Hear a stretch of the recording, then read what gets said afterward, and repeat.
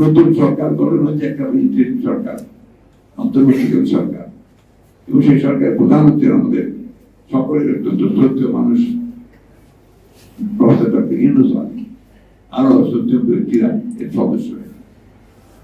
এদের কাছে আমাদের প্রত্যাশা অনেক।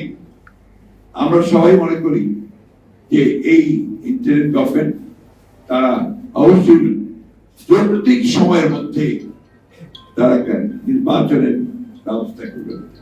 আমি নির্বাচনের কথার উপর খুব জোর দিতে চাই। এবং যে সংস্কারের প্রশ্ন এসছে, সবসময় আসছে, সেই সংস্কারের ব্যাপারেও নির্বাচনটা অত্যন্ত গুরুত্বপূর্ণ। কারণ final authority is the people. সেটা কিভাবে আসবে?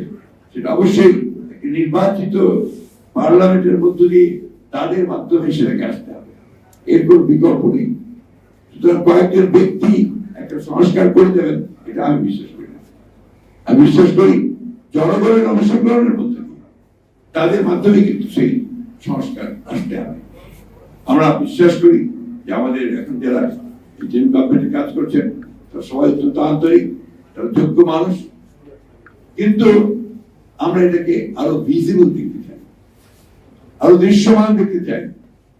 আমরা দেখতে চাই যে প্রধান উপদেষ্টা তিনি অতি দ্রুত জনগণের সামনে তিনি কি করতে চান তা উপস্থাপন করবেন, একটা রোড ম্যাপ দিবেন কিভাবে তিনি অতি দ্রুত একটা নির্বাচনের ব্যবস্থা করবেন, কিভাবে তিনি প্রয়োজনীয় সংস্কারগুলো ঘটিয়ে তারা জনগণের একটা স্বস্তি দিয়ে তার সামনের দিকে এগোবেন, নির্বাচনের ব্যবস্থা করবেন।